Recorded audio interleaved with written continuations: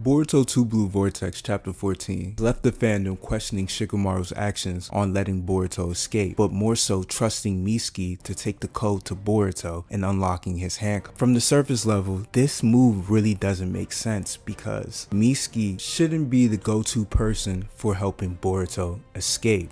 So why did Shikamaru choose Mitsuki of all people? The answer to this question is very simple. It all revolves around one particular character, and that character is Ida. Coming towards the end of the iconic chapter 80 where Boruto left the village, an apologetic Ida flew over to Boruto and begged for his forgiveness, and also promised Boruto that she wouldn't look for him no matter what Shikamaru or Kawaki said. So that was 3 years ago, right? With Sarada constantly bothering her about her ability omnipotence, we all know some type of guilt started to plague the mind of Ida. She literally ripped Boruto's life apart, made him a traitor to his village, all while Kawaki sealed his parents away. And even though he went through all that trauma, Boruto was still able to keep his composure and sympathize with Kawaki's perspective. That's one hell of a resolve coming from a 12-year-old. 3 years later, that same 12-year-old boy returns to the village,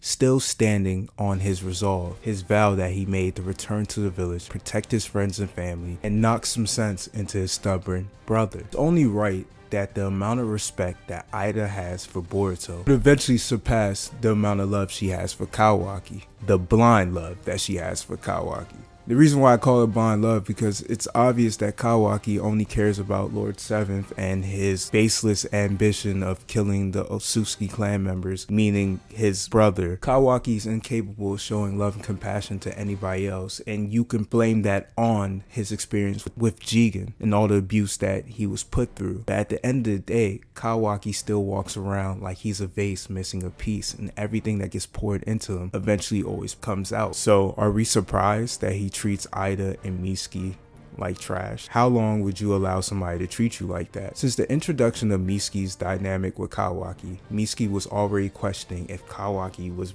even his son to begin with because of how mean and how rude he was to him all the time. And if he's treating Mitsuki like that, he's definitely treating Ida like that. The only difference is he can't put his hands on Ida, he can't threaten Ida because Damon's around. And we all know Damon's dog walking Kawaki any day at any time. So imagine going through this for 3 whole years after you just destroyed a loving individual's life. That very guilt of Ida knowing the truth is the reason why she convinced Mitsuki to work with her to double cross Kawaki. Seeds for Ida's betrayal was officially planted in chapter 8 during the aftermath of Mitsuki versus Boruto. During the beginning part of the dialogue between Mitsuki and Ida, Ikimoto portrayed to the audience that Ida and Mitsuki are very similar. See, Mitsuki never cared about love. The only thing he cared about was following his son. We know Orochimaru created Mitsuki to follow Boruto, his true son. But because of omnipotence and Ida's love charm, Mitsuki's able to feel love, so he's able to draw a conclusion that he actually loves Boruto. But since the roles are reversed, he thinks he loves Kawaki. That's another jab at Ida's guilt because she knows deep inside that he doesn't truly love Kawaki. He truly loves Boruto, his true best friend. And this is why Ida tried to discredit Mitsuki's feelings right away. But the conversation continues where Mitsuki realizes his fatal flaw, a fatal flaw that Ida wasn't able to learn. You see, Ida is so blindly in love with Kawaki because he's the only option that she has for love that she's lost sight about what's important, herself. Self-love is more important than receiving love from any other individual. On page 20 on chapter 8 was the moment I knew Ida was going to double cross Kawaki. She says, "You're saying that I'm the same, that I'm a foolish girl who's in love with being in love? Duh." Just look at Damon's face throughout their whole conversation. This man is so sick of them simping for Kawaki, it's actually hilarious. Ida realized that she's been on the wrong side this entire time, and that's why she said she wanted to talk to Boruto.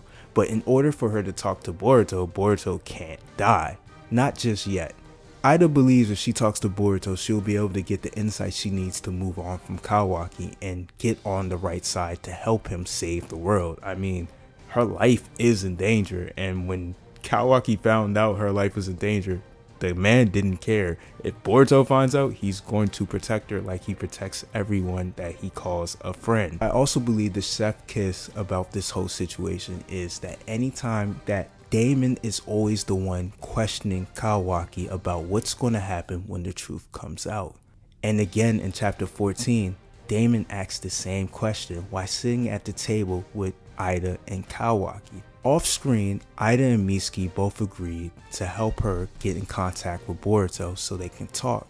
So when Shikamaru came up with the plan to help free Boruto using Mitsuki's help, Mitsuki was on board because, like they said in the interrogation, Boruto wasn't getting out there alive, and if he dies at that moment, everything's lost. So Ida teamed up with Shikamaru and Mitsuki to free Boruto. Ida finally betraying Kawaki is just W character development for her. She's finally becoming her own person and her own character.